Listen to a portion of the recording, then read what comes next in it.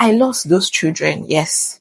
Not even, I gave birth to them and twins for that matter, a boy and a girl. And they didn't make it. I lost the boy the first day. The second day, I lost the girl. Hi guys, today's video is going to be more like an emotional video, and I don't know, but I've been wanting to share this, but I don't know. It has not, I don't know. I feel like it wasn't the right time, but I feel like this is the right time. Though I'm not going to be sharing in detail, but the topic, I'll have to like tell some personal stories so that you guys will be able to relate on the topic and the concept of the video. So please, I might get teary, I might cry, but I just want you to see it as a way. Let's just start the video, yeah.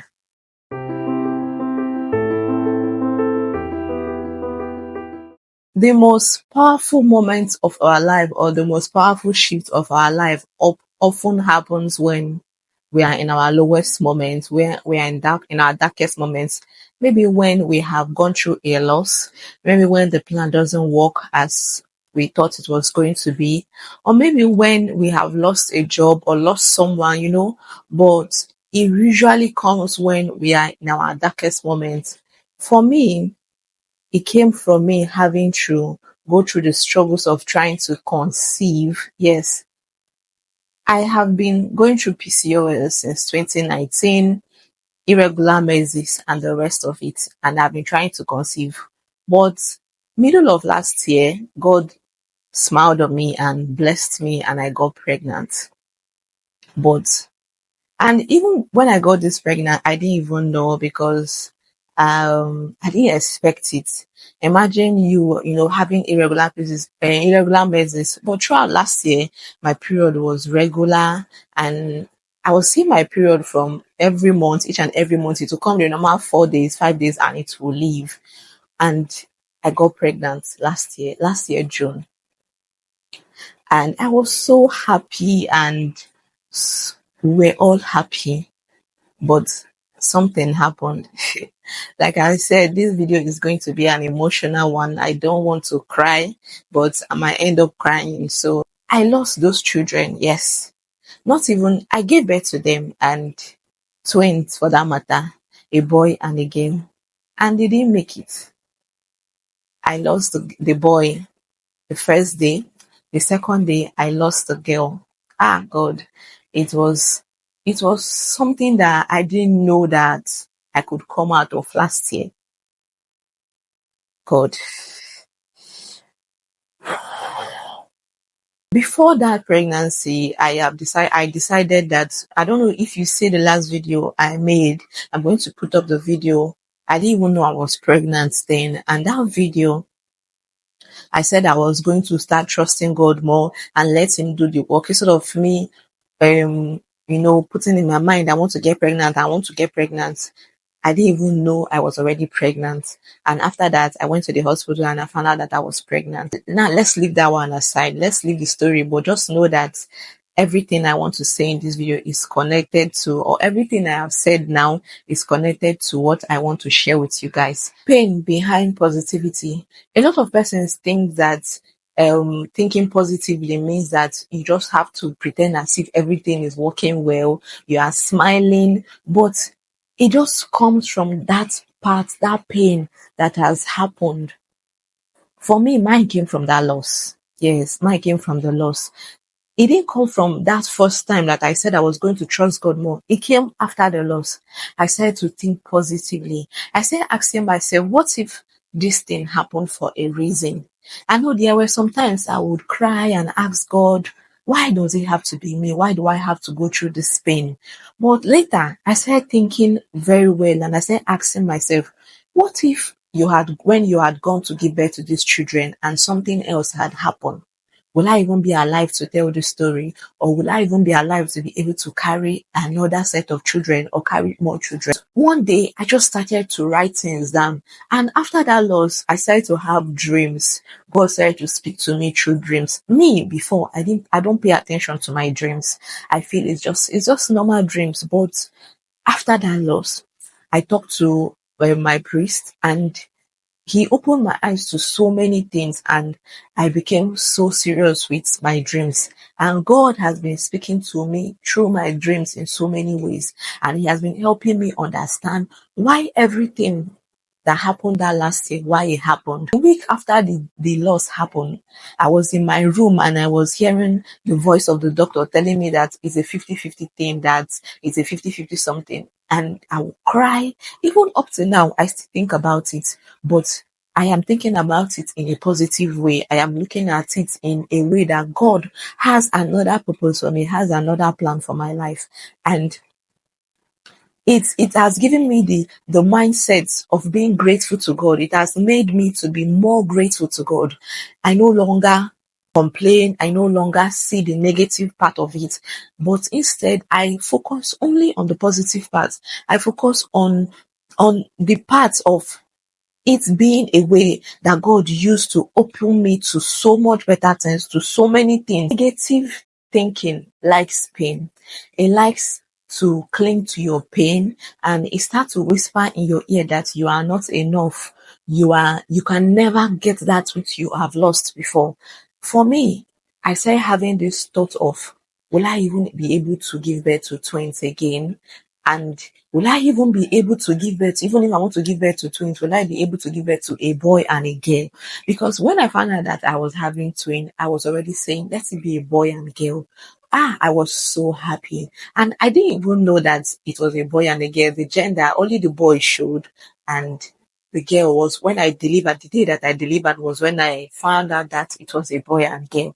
And each time this negative thought comes to my head, this is what it always comes with, my pain. And it will cling on my mind and to start telling me, you will not be able to have a boy and a girl again.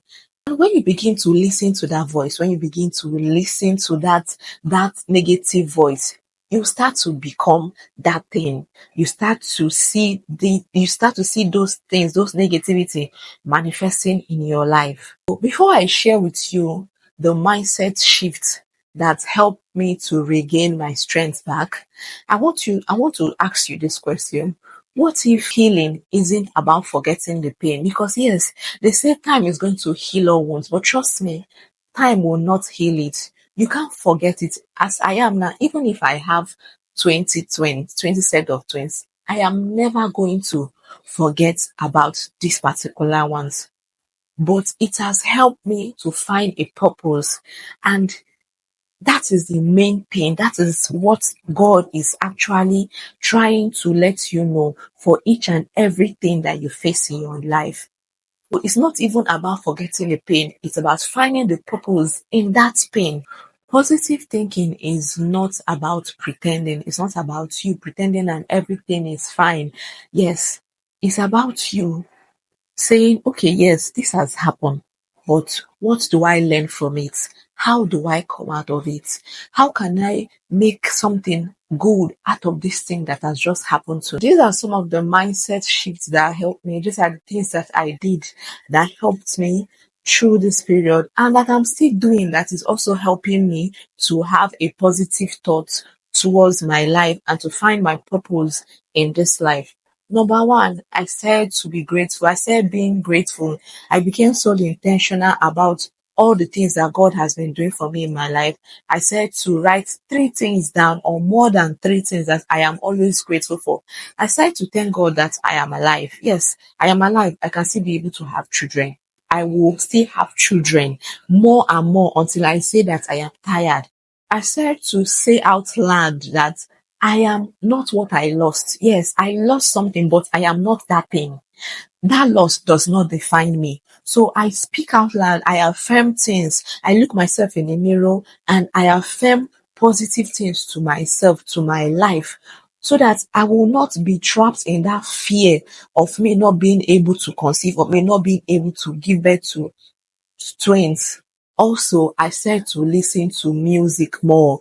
I used to love listening to music, and each and every time that voice comes or those thoughts come, those negative voice and negative thoughts, what I do is I'll just pick up a song, play music, or I'll start listening to podcasts that will lift up my spirit. You can also surround yourself with people, also find people that would fill your spirit up. Last but not the least, instead of asking yourself, why me? Instead of asking yourself, God, why does it have to me? Ask yourself, what is this thing teaching me? What does God want me to see in this thing? Like I said, this thing that happened to me helped me to realize that God was actually calling me for something. And I started to pay attention to it. I don't pay attention to my dream, like I said in the beginning, but I started to pay attention to it. And God has been revealing things to me. God has been showing me things through my dreams. And that is the purpose of what happened. Because if that thing hadn't happened, I wouldn't have even realized that God was trying to show me something. So many people discover their purpose in pain. So many persons begin to discover themselves, begin to go on a journey of self-discovery simply because they have gone through a pain, simply because they have gone through a loss. Story is not over. Your story is not over. That something happened to you does not mean that your life is going to end, or does not mean that that is your end. Positive thinking is not about you feeling that your life is perfect. It's all about refusing the pain to end you, to refusing that pain to be the last chapter of your life. You can rewrite that chapter. You can rewrite that story, which is something that I have accepted. My story is going to be better. And I thank God I didn't cry. And that's because I just wanted to share this with you guys so that it will help someone out there, someone that might be feeling down and going through some difficult moments. If you are in a dark moment and if you are in something that is choking you, I want you to remember that my scripture now, before, my best scripture was Isaiah 60 verse 22. When the time is right, I, the Lord, will make it happen. But after I went through that loss, I held on to Haggai 9 verse 2, which says that if he had done it before, he will do it again, and even much more than you expected. Like the glory of the latter days shall be greater than the former.